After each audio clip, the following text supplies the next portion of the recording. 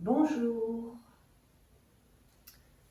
Cette semaine, le Sankalpa, ça sera Shoganai.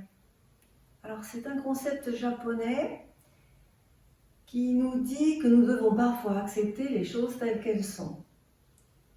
Nous ne pouvons pas lutter contre le changement permanent ni contre le flux naturel des événements.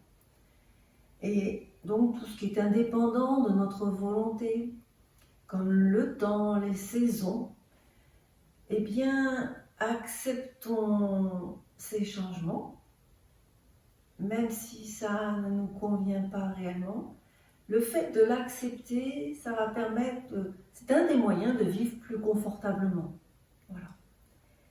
Donc Shoganai, ça nous invite à nous libérer de nos émotions négatives, des sentiments négatifs comme la colère ou la déception que l'on pourrait avoir si les choses ne se passent pas comme on les souhaiterait. De mai à juin, il y a vraiment un changement, une transition profonde au niveau du corps.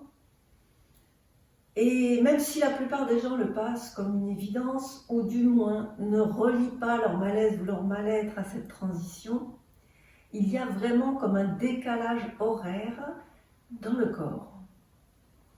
Et cette transition, elle est stressante, il faut du temps, un peu de temps, une quinzaine de jours pour trouver notre équilibre.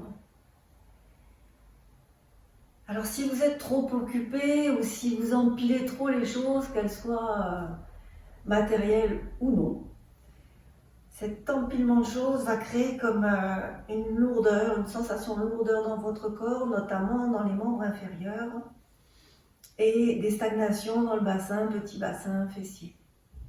Donc nous allons activer particulièrement cette zone-là.